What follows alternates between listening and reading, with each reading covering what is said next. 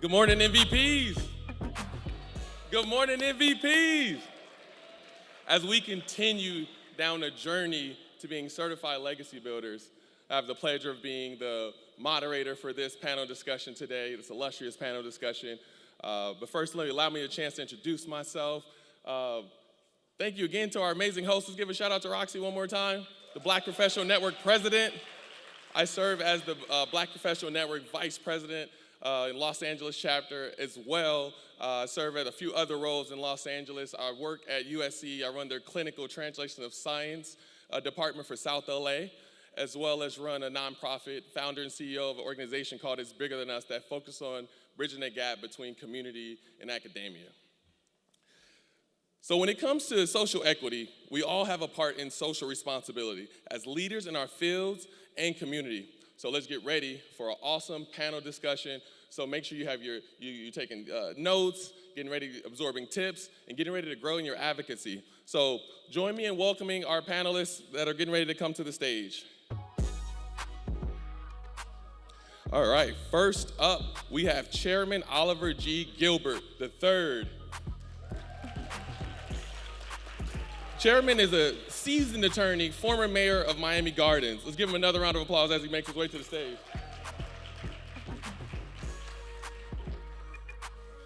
Next up, we have Merdochey T. LaFrance, Director of Local Engagement at Verizon.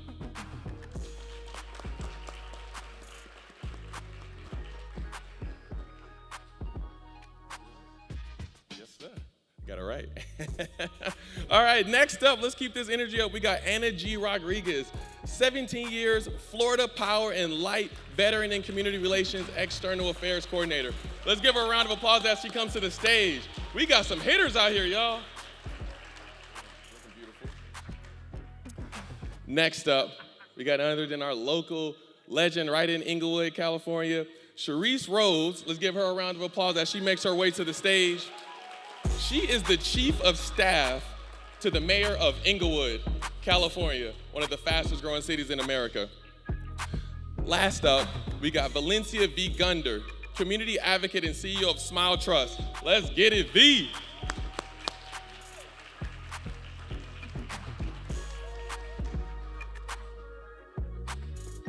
All right, so these panelists are true playmakers in the community. So we can't do business in our community without taking care of our community. So again, as we get ready for this illustrious panel, please make sure you take notes as we engage.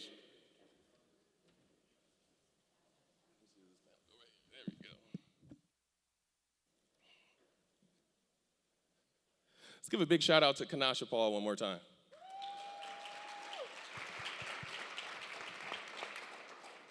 The first question is for everyone. And the reason I mentioned Kanasha is because I do believe this question really just kind of like encaptures like everything that's been created. So in this Playmakers social equity, in your personal journey, can you share an example of a situation where your vision and creativity as a playmaker allowed you to see and seize a unique opportunity to create change? This is for everyone, so I guess we can I'll take that. All right, go for it. Sure. So I'm with Florida Power and Light, and one of the amazing opportunities that I get through my organization is to be part of the community and serve on boards. And there was a recent opportunity where I just recently, I went and I did a tour of PACE Center for Girls in Palm Beach.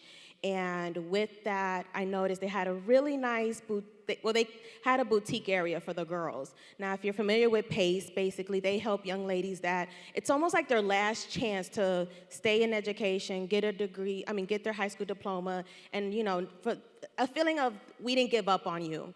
So these young ladies are not able to go to public school. They come there for their last opportunity to get their high school diploma. So they had their boutique, which was just, imagine a medical building and an open hall, and it just was a rack. So once I joined the board, there was an opportunity through my job where we have an amazing volunteer culture, and we had our Power to Care Week. And I was able to, that program and through that opportunity with my organization, to tell them, you know what, we're gonna go ahead and we're going to we're gonna do a donation and help create this space into a boutique. Because we cannot expect these young ladies to feel like they're ready to take on the world if they walk in and there's no way of even feeling like, we know the feeling. If you look good, you feel good. And I wanted to pass that on to these young ladies as they're going for their first jobs, interviews, and to look the part. So with that, we were able to put in some beautiful shelving. They went to IKEA. The girls walked in, and the space was transformed, and they were absolutely excited. But if it wasn't through the opportunities through my organization and me being able to be involved in the community, that wouldn't have been something that I would have been able to provide to them. Thank you. Who would like to take a stab at this? Okay, well, let me just start by saying I don't think that being a change maker within a social equity context is something you do. I think it's who you are and how you process.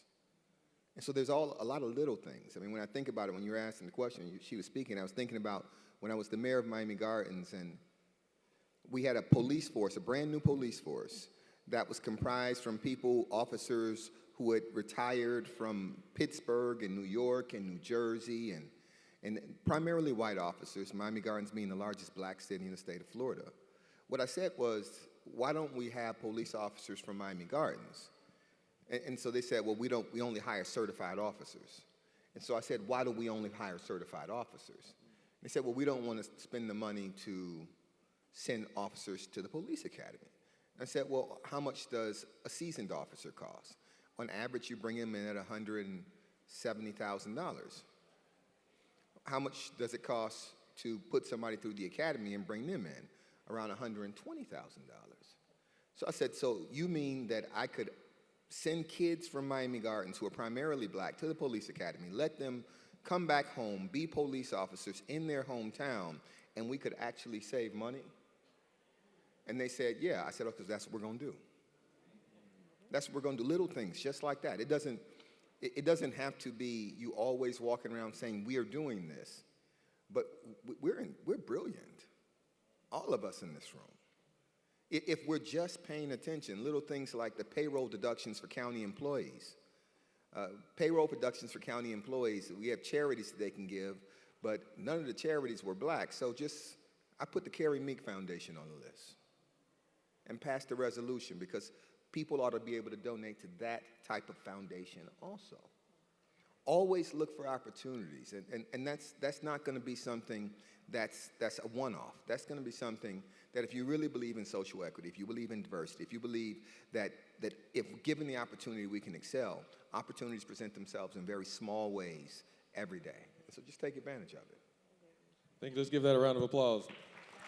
I think I totally agree with what you're saying. I think when we look at like social equity from like a standpoint of where we're sitting right now, it seems big, right? But it's really taking those small opportunity moments to be able to kind of build on, and it gets bigger and bigger and bigger each time that you do it. So I do think that like we need to chop it down a little bit and even analyze within ourselves in the room, like, is there something I can tweak a little bit or something, maybe an opportunity that's coming away, maybe to volunteer, because, volunteering, being able to open your eyes to, a whole new advocacy lens that you didn't even know that maybe something that you're connected to in your field could be able to bridge a gap.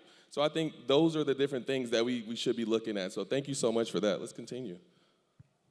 And I'd say to camelback off of that, nothing breeds success like success. And what that means is, our mayor, the city of Inglewood, he came into office in 2011, and our city was on the brink of bankruptcy. And he came in with a vision to make our city the #1 sports and entertainment capital of Southern California. And if it wasn't for the work in the community that I did, boots on the ground, what that did was prepare me with the skills and experience to be able to prepare myself for the opportunity to be a chief of staff to the mayor. And so to answer the question, I'd say it's nothing breeds success like success. Work on yourself, be introspective, be able to be erudite, being a sponge in your environment, and continue to exercise the ability to learn and have the capacity to learn from others. Thank you.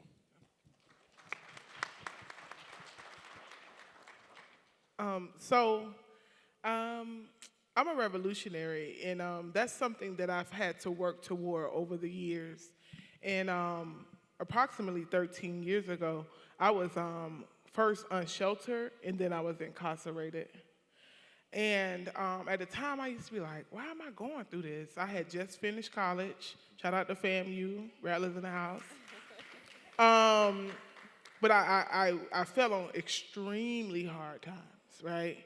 And I'm like, why do I need to be unsheltered? And why I need to see inside of a homeless shelter?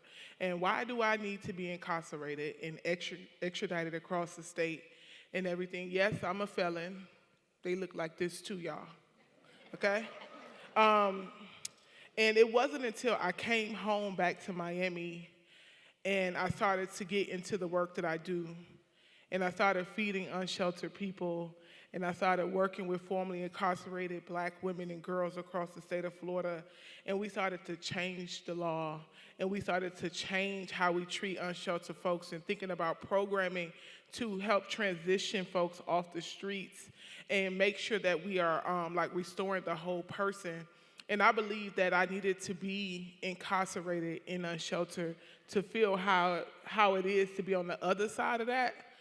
Thing. So even when I am serving plates of food, I know how it is to be on the receiving side of that plate, right? I know what it feels like to be the person inside of the jail cell and you don't know when you're going home. You know, you're referred to by your DOC number. And so when I do my work now, I decide to be way more equitable, calling people by their name, serving people with dignity, supporting people, having compassion, not charity, because it's a difference. That's good. Okay? That's good.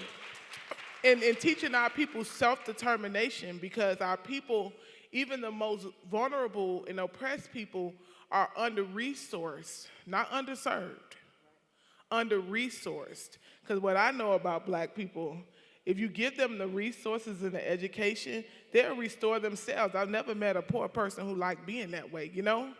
So I think about that as I make social change, and being of an experience helps me think about how to serve people in the best way that makes them feel whole and new.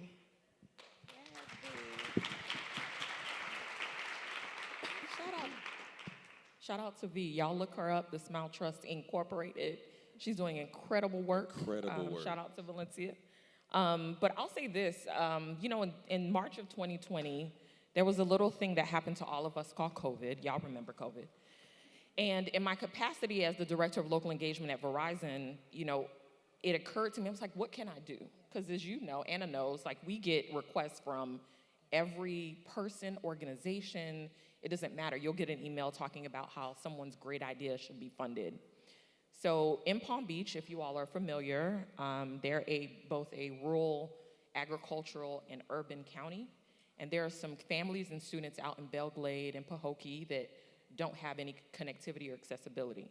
So back in 2020, what I decided to do was create a digital equity sort of store within the Education Foundation of Palm Beach County to make sure that those kids could learn.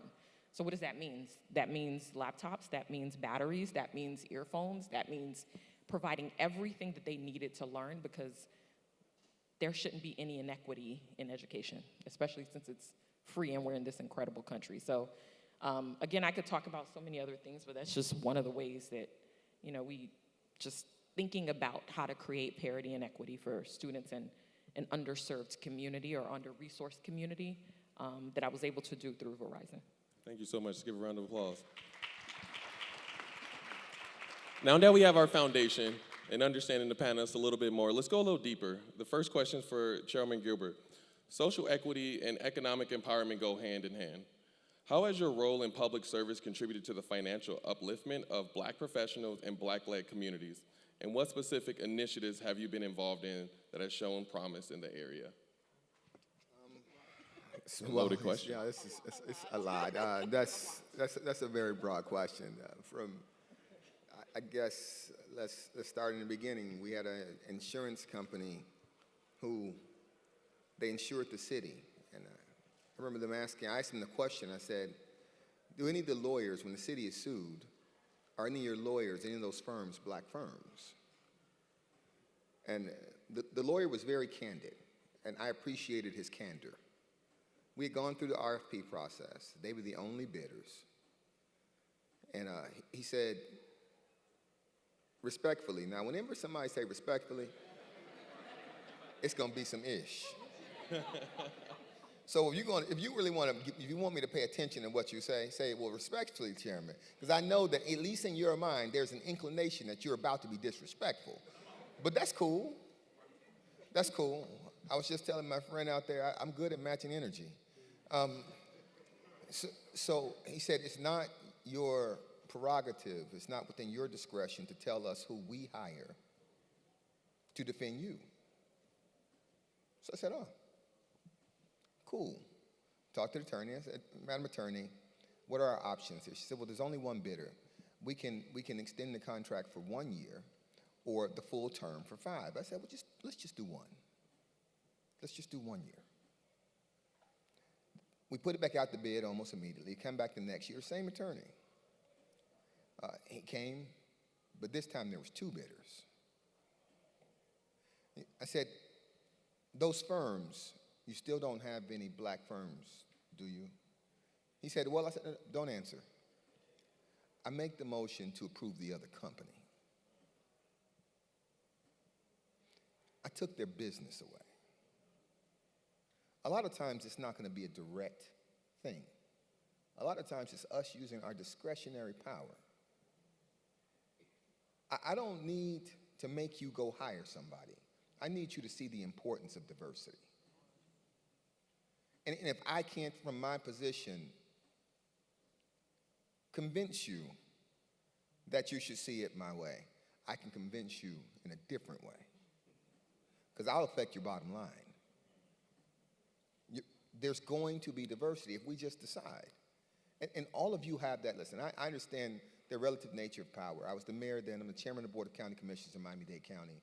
We got 3 million people and a budget that's bigger than 17 states. I understand the relative power of position, but you all have that type of discretion also. When you all throw in events, or your company's throwing an event, ask them, do they use black caterers? I made the simple change. Hey, I want to use, we're spending $2 million on events. I want to hire AJ to take pictures. I want to hire AJ to take pictures.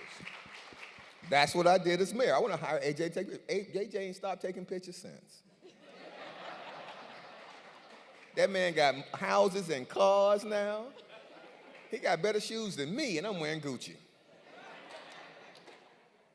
I mean, you can do that. It's the pictures, it's the catering, it's those little things. The custodial company, who cleaned the building? I mean, so we think that it has to be big, but success is small things aggregated to be transformative. I met with the gentleman yesterday, and I know I'm going too long, but it was a company. It's Horsepower. If you ever heard of this company, they do the traffic box lights. And it was so interesting because he started the company like in 1988 in his living room. In 1988, he started in his living room. The company's valuation is well over $600 million now.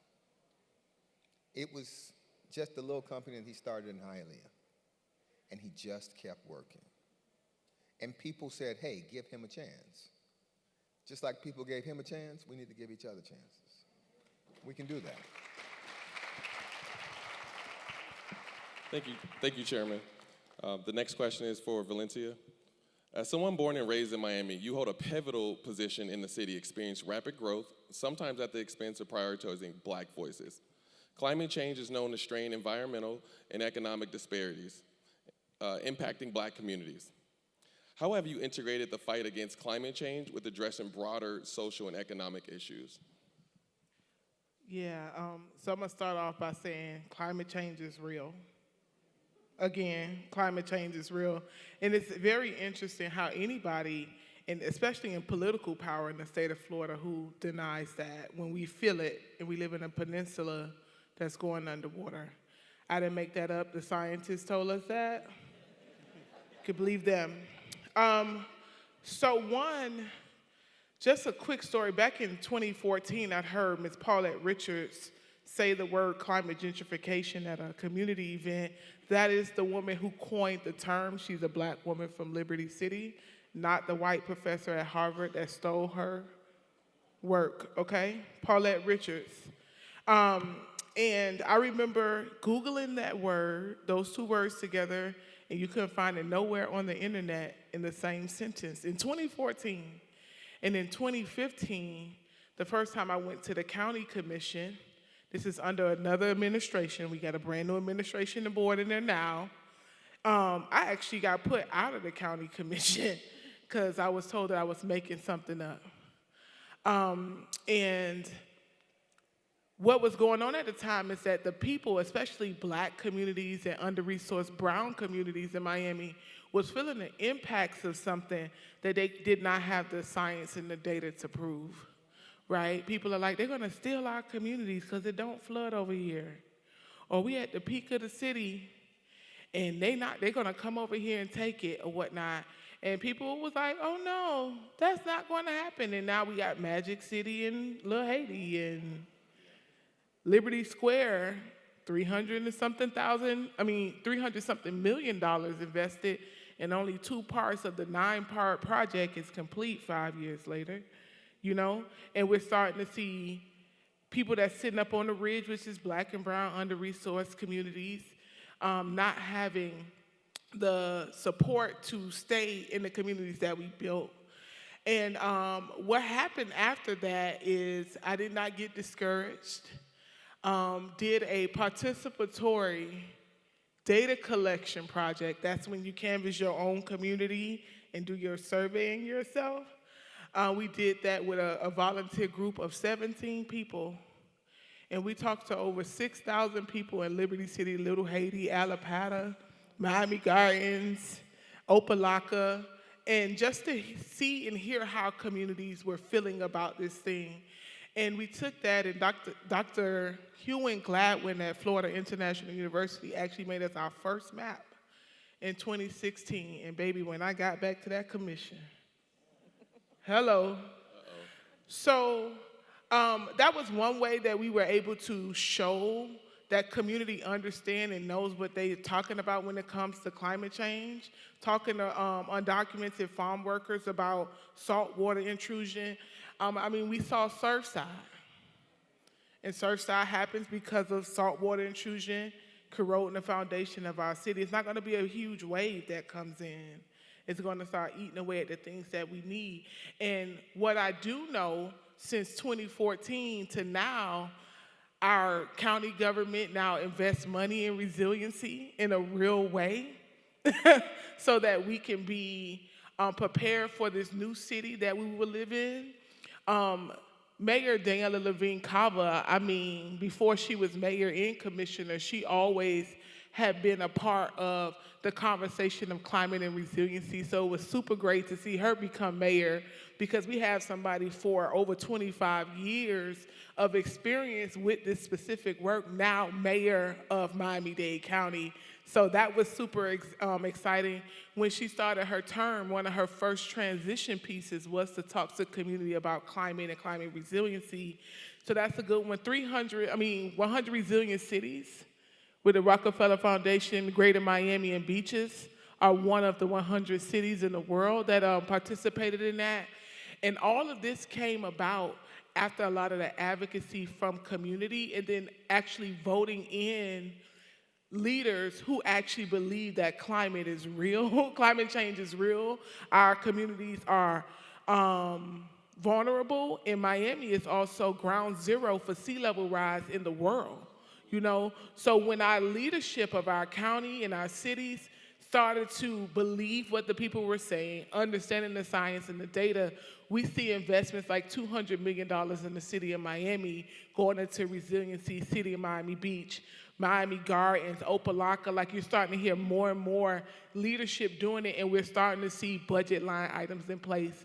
And that's all because communities start paying attention, voting in the right people to ensure that our tax dollars are going to be here for this new city that's going to receive 6 feet of water And I always tell people when I do speak at the commission, it's been a minute, Chairman, you'll see me next year. I've been staying away, but I always use this quote, what is a city underwater to the people who can swim? And one thing that I know for sure about Black people, right, is that we know how to swim, right? Coordinated we must be, but the water is going to come. But if we are prepared as a people, right, we will learn how to survive when it gets here. Thank you so much.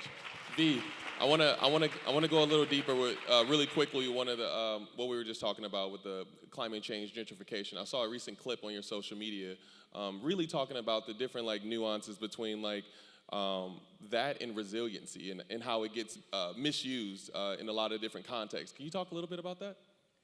Yeah, so resiliency in simple definition is the ability to bounce back. That's how I teach people how it is, right? And then you have like climate gentrification and climate resiliency. So it's the ability to bounce back in the face of a climate disaster. You know, and the word resiliency can and is used in different contexts all the time. So usually when people hear me talk and I'm saying resiliency, I'm really speaking directly around climate resiliency. If we have a water crisis, how are we able to get our folks drinkable, cookable, bathable water? Resiliency. Y'all get what I'm saying? If we are having a food shortage, how do we feed our people?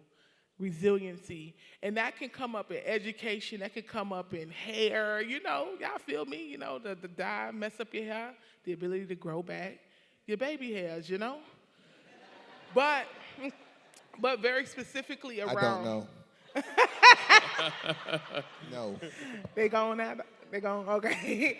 But real quick, but the ability for our communities to be able to sustain itself in the face of what's happening right now. And with climate gentrification, it is a huge struggle to really understand it, because Miami is growing extremely fast economically, extremely fast. And I actually have a clip on my social media from 1981, and there was a news clip of Black advocates and public figures. They're like, Miami is having an economic uptick. Will Black people be able to participate in it? And here we go in 2023, asking the same question. But I think the difference is, right, from 1980 to now, I wasn't even born in 1980. I was a thought. But what I do see different now is that we do have way more Black millionaires in South Florida. I ain't one yet. And then we also have way more people who understand the dynamics of economic justice and economic power. And three, I also believe that people are way more committed to ensuring that more Black people make it over the hump, right? So what does Liberty City, Opalaka, we gotta always talk about Opalaka because people be forgetting about Opalaka. Coconut Grove, Little Haiti, what does it look like in this economic uptick? Because it won't be Little Haiti with no Haitian people. It won't be no Liberty City if it ain't no Black people. I mean, what is Miami-Dade County without Black people? Actually nothing, because we helped build it, yeah? So I think that's what we think about. Also, just so I could plug and step back, Raising Liberty Square is the name of the documentary. It is a documentary talking about the fight of Liberty Square, of what is new and what needs to be. And I ain't gonna lie and hold y'all, the old Liberty Square was a mess. Like, it was disgustingly molded. Liberty Square is also one of the oldest housing projects in the United States of America. And honestly, we did need new buildings. We did. However, I think the social impact of ensuring that communities can stay in place with these new buildings was the biggest of the concerns. So I hope y'all take the time out. It'll be screening in Miami, January 13th at Sundrell Theater in Liberty City off of 62nd Street. Flyer coming out soon. All right, let's give that a round of applause. Hope y'all taking notes. Again, take notes. absorb, incorporate this into your work as we go into 2024. The next question is for Anna. What are some common misconceptions about the role of corporations in promoting social equity? Ooh, that's a fun one. Okay, hold on, let me sit up for this one. Okay. I'll be honest, I think one of the biggest misconceptions is that supporting a community, being out there, doing a donation, a sponsorship is all a PR stunt. Let's be real. They go, oh, they're just a big corporation. They're just going to throw money, just make, it's like buying somebody's love, buying somebody's, support. But then there's a component of it, right? So if it was really a PR stunt, then you would say, you know what? I'm going to give them money, and then I'm going to spend more money into marketing it to let everybody know I gave them money, and that's it.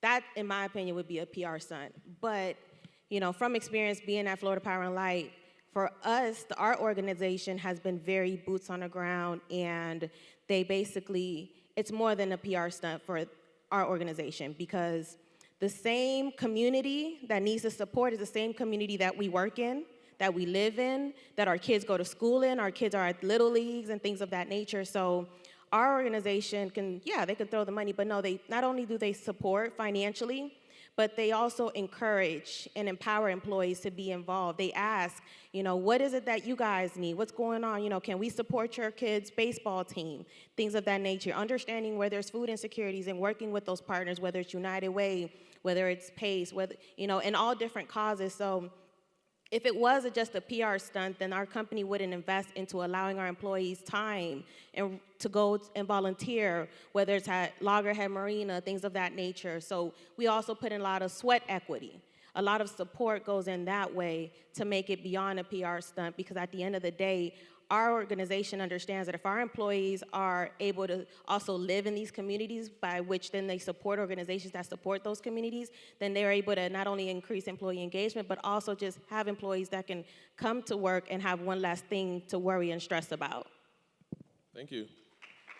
I have a quick follow-up to that, too.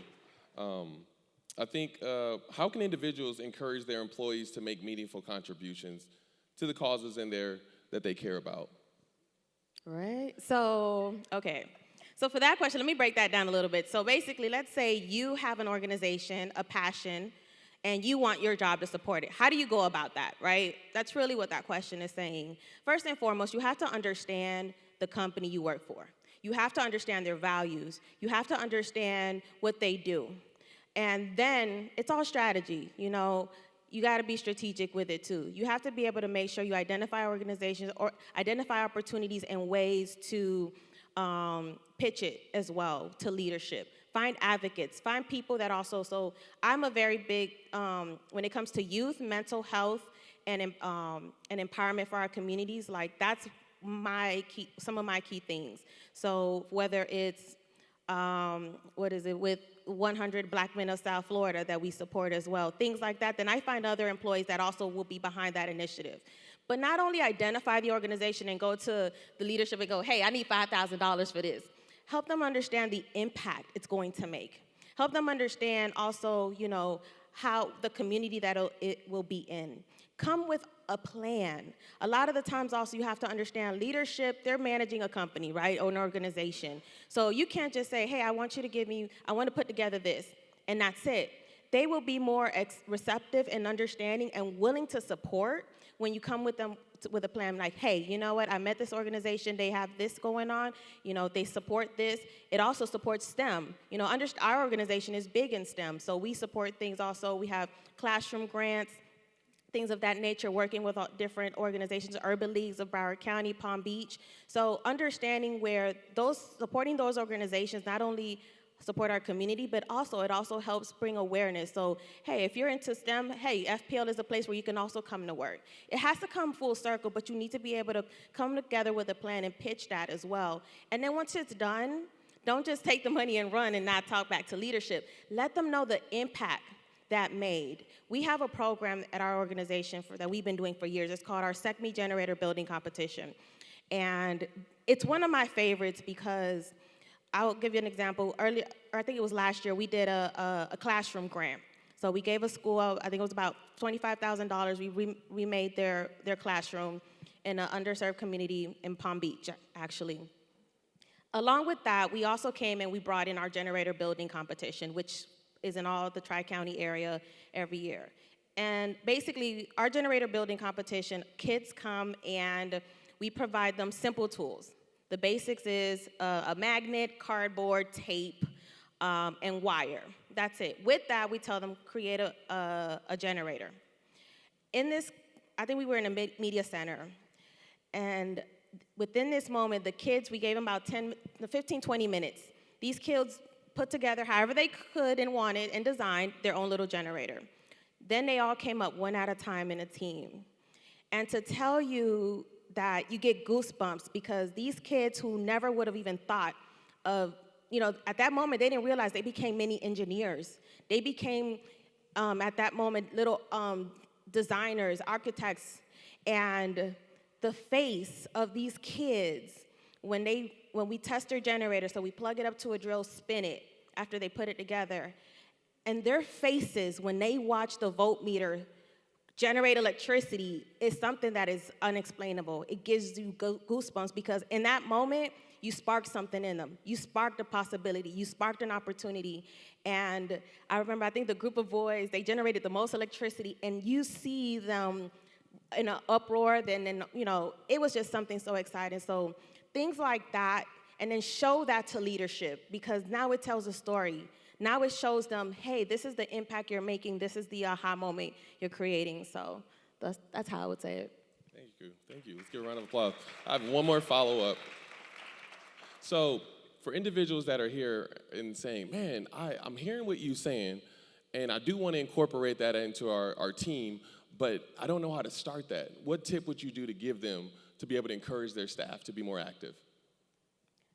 To encourage their organization or it's all advocacy, and then start. And also, the other component is, because every organization is, at FPL we're over, I think, 16,000 employees, so a lot of the times, even if it's a small up and starting company and you want to encourage that, it's not always money. The sweat equity starts there.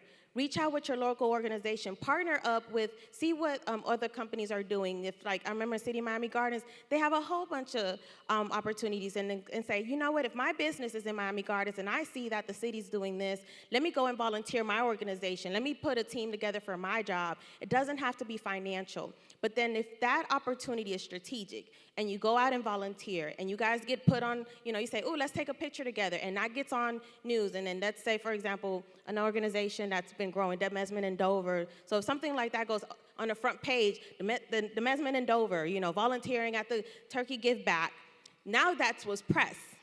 You see how you got to be strategic with it, and then now it's like, now you kind of start saying, well, how can I put my money where my mouth is with that? But you can start with something as small as sweat equity, putting together, doing a drive, things that cost no money, because not everyone has the funds to always give. And then once you do that, the corporation after a while can encourage volunteerism. And that's something that our organization does. We literally have a Dollars for Doers program. So for every 25 hours that an employee does, we give them $125 to donate to any organization. It's just different creative ways, and you can talk to me after if you have any.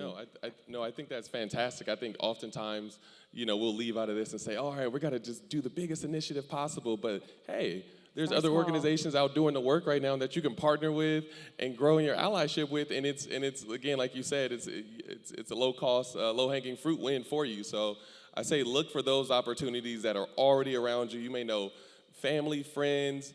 Look in your local neighborhood, whether it's faith organization, community-based organizations, government agencies. There's something for you to do. So thank you so much for that. Let's give her a round of applause. All right, so for Merdochey, how do you maintain long-term relationships with donors and supporters to ensure their continued commitment to your initiative? I don't really know how to answer that because we are a grant maker. So maybe I'll flip it on its head. Yeah.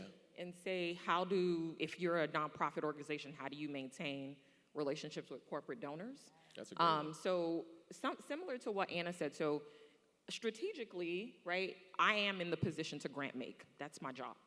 I represent Verizon across 6 different markets, Southeast and Southwest Florida, so I'm never available, always busy, but it's good busy. And I will say this, some of my more impactful partnerships are the organizations that understand the value of the dollar that's being given to them, whether it's 5, 20, or 100. What does that mean? That means that you are presenting initiatives and programs and projects that create a benefit for the company, right? So that can be in STEM, that can be in technology, it can be in innovation. For me, I create continuity across all of my markets. So if I'm gonna fund the Education Foundation in Palm Beach County, I'm funding Broward, I'm funding Miami. If we're gonna do, if we're gonna focus on STEM, I'm talking to Brandon Okpalabi, who is over Dibia Dream, and we're doing STEM Saturdays across multiple different markets. I think it's also up to organizations to create opportunities for the business. So if I'm writing you a check and there's an opportunity for me to serve on a panel, provide thought leadership or my expertise, tell me about that opportunity. Because for some reason, a lot of nonprofits or organizations think that they can't present a value to a corporation, and that's not true. The relationship goes both ways. So long as I'm writing the check, what benefit are you also providing to me as the company? And like I said, that can come in the form of thought leadership. It can come in the form of, hey, I realize that, X chamber is having a conversation about technology, but telecommunications isn't on there, or utilities, because we're regulated industries, are not represented. Hey, let me call Merdochey. Hey, let me call Anna, and get them on there. And I'll say this too, it's not always about having a company fund something that you already have. I would say harness your intelligence and your brilliance to present something to a company, because we love innovative ideas. Nothing makes us go, right, Anna, than innovative ideas. So if you have an innovative way in which you can reach community and impact community, and let me also say another buzzword which is real for us, which is measurable impact. So that's data, right, V? We talked about data before. So if you have a way to make an impact and ensure that it's measurable, that's also a great way for you to ensure that you create real partnership with a corporate donor. Thank you. Let's give a round of applause. Are we still here? Still here? Okay, let's go, MVPs. All right, so this question's for Sharis. How do you bring together individuals from various backgrounds to rally behind social equity initiatives in Inglewood? I love that question. So the essence of social equity is providing people with the power of self-determination, and then giving them the ability to have a wage efficient enough to support themselves and their families. And so, I'm getting a blank spot right now.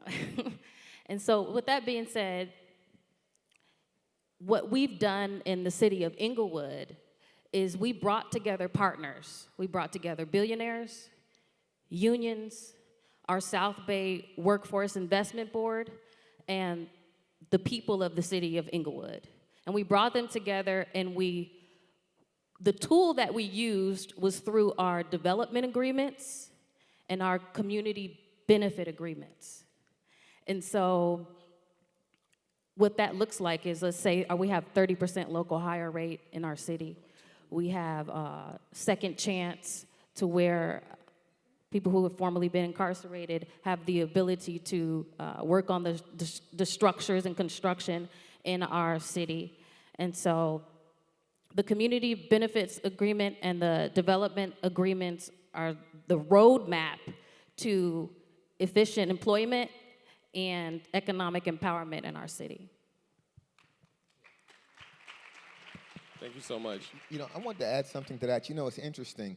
I had this conversation with someone, and it was about whether the black community would stand with them. And I said something that we say in a fraternity all the time. To have a friend is to be a friend. People become a lot more interested in your situation when you show that you're interested in theirs. So there can't be a realistic expectation that people stand with you if you don't stand with them. And so a lot of times we get caught up in the individualism and how things affect us personally.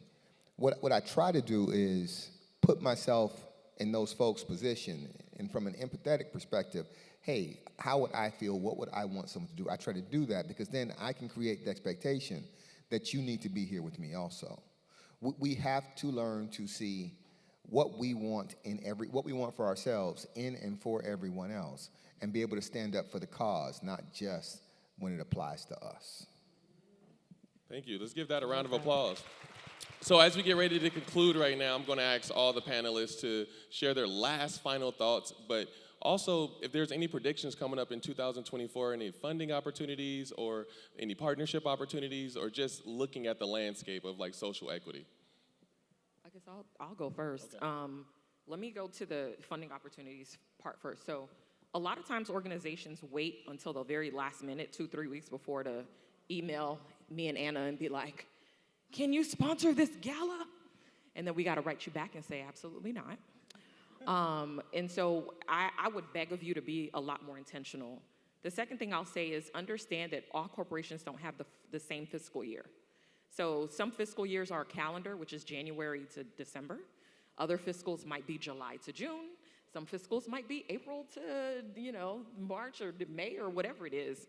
So you got to understand what those fiscal years are. Why is that important? It's because that's going to determine the volume or the amount of money that a corporation has to give in a particular market. The third thing I'll say is understand what the company value, right? So we have a particular set of, things that we fund or we underwrite, which is all about citizen Verizon. So we care about human prosperity. We care about digital inclusion. We care about the environment. And so what does that mean for you? FPL, similarly, is a regulated industry. Don't want to speak for Anna, but I'm sure it's along those same lines, right? So understand when you're pitching us, what will we value so that you can increase the propensity of your, proposal being accepted. And then at the same time, too, I will say, understand, what value are you presenting to the company? A lot of times we get hit up, like I said, and I'll go back to the gala, or the party or the brunch example. Those don't really present a value to companies. They don't. You're just asking a company to fund a party. But what does it mean for you to be intentional about funding an initiative or a program or something that has measurable impact? Just think about those things. Different companies value different things, and it's also up to you to get to know what those are. Thank you. So what I'm going to add is kind of piggybacking. So one of the things that for myself, most organizations have a department that similar to what we do, okay? Support, being in the community. A lot of the times we're looking for organizations. For us, we're looking for us. And being very candid, one of the biggest frustrations that I've come across is I find opportunities, I find organizations, I find us doing great things, but the documentation, the paperwork, the structure is not right, and therefore it gets declined. And so I tell a lot of organizations, please try to make sure when you send us a packet that it makes sense, like we can quickly go through them. We can identify what the value is. Sometimes, yes, give us the background, but then give us really quick, okay, how much does this get me? What does it get me? And then also leave the conversation for what else would you like in here that we can bring this partnership to fruition. So that's one of the biggest things, and definitely on the funding component. Also, come in the beginning of your event program. We've been getting a whole bunch of Thanksgiving events and things of that nature, and it's next week, and I'm like, can't do nothing. So be able to come when the beginning stages and build that relationship. Everything also is building a relationship. So a lot of the times say, hey, can we just meet up really quick for coffee? Can we have a quick call? I just want to let you know what we're doing. Don't always come when you just need money. Build with us, because a lot of the times then it's more meaningful and we bring and remember it. And then when we're having conversations on other initiatives, opportunities, I can say, oh my gosh, I remember Seek. I met with Seek and they do STEM and they do this. Let me see if we can bring them to this particular table. So that's what I would leave with. Thank you. Chairman, you good? Okay. Okay. Sharis? I would say, really equipping yourself and influencing a group of people to compete for excellence as opposed to asking for help. And there's a difference in that.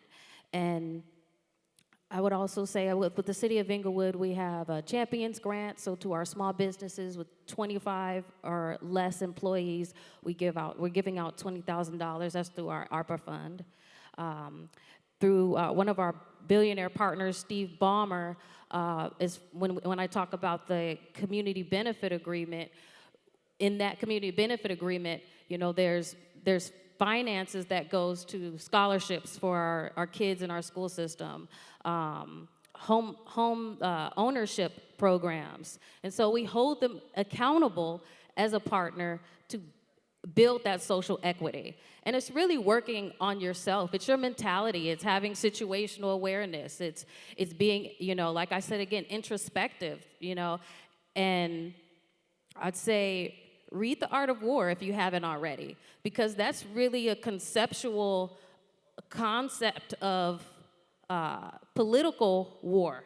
And in every foundational field, there's politics involved, right? And if you don't know how to navigate with your mind and be able to manifest what you want with determination, then, you know, you continue to repeat the same cycles. And so, yeah. Thank you. Let's give that a round of applause. V. Okay, I'm gonna do a 30-minute because I ain't got no grant making, but I'm gonna do a pitch. Set, go. All right, my name's Valencia Gunder, and I'm the executive director of the Smile Trust. And we turn 10 years old next year. And unfortunately, I only get resources from the Miami Foundation in the state of Florida. I have to travel the country and the world to get our resources. We just built the Freedom Lab, 0 grants. The people of Miami believed in us, and they donated the money to our PayPal to renovate this building. So I am putting out an ask to everybody on the sound of my voice, especially those on the stage. I already gave Chairman the ask when he walked through the door. But if you all can, I need all the corporate sponsorships and everything. I went from a volunteer-based organization to 22 staff. We are serving across 7 states in the United States, across 5 countries, 250,000 households a year with food, water, and medicine, supporting hospitals in Haiti, Puerto Rico, St. Kitts, Bahamas, Jamaica, okay? And that all comes out of a small shop in Liberty City. And we just got the Freedom Lab this year. Before then, and you can ask the chairman, we've been doing it out of parking lots and open fields and things like that. So I am asking, if you are here and you know of our work, we are looking for support. Next year, we are throwing a gala in November, a whole year in advance. I'll get an email soon. I am asking for support because our people need it and they deserve it. And if you really want to hear impact, over 2,700 Black people across the United States have been trained through our program on how to do disaster canvassing. We also collect our own data in these households, and we serve our people. We gather the supplies, we ship it, and we disperse it ourselves in these different communities and countries. Thank you so much. Chairman, close us out. I don't have a pitch. But I'm going to stand up because she did. Look, the last words I would just offer to you all is be yourself in the room. If you want to serve the purpose of diversity and social equity, be in the room and be yourself. Be unapologetically Black. You know, when I was speaking earlier, Yolanda Cash Jackson, Cash, where you at back there? I saw you walk in right there. You all give her a round of applause. Cash is the outgoing chairperson of the Beacon Council, which is the economic development engine for Miami-Dade County. She sat at a boardroom table a year ago and said, oh, we're going to be diverse. And she helped them become a lot more diverse. She was herself at that table. Listen, I don't want to be in a room by myself. Don't ever want to be at the table by yourself. Always want to see more of you in the room. Always be you. If you can't be the example by which they look at it and say, hey, you know what? Diversity is important because that person is really good because they're really good at their jobs. They're really good at their jobs. That's you. We're going to do our part. And V, I'll give you $15,000. I'll give her $15,000. Let's go. DJ, drop that. Listen, it's so very important you understand this. That this panel is not about us. This panel is about us. Not us on this platform, on the stage. It's about us in this room. It's about us in the communities all across the country. It's about us. How we see each other, how we see ourselves. Why do we quietly have imposter syndrome? The room hasn't been built that's too big for me. Likewise, the room hasn't been built that's too small for me either. We can do this. It starts with us believing and us valuing ourselves. Go out and do it. Thank you all very much. All right. Join me in applauding. Let's stand up. Join me in applauding the 2023 Playmakers of Social Equity. Let's give them a round of applause.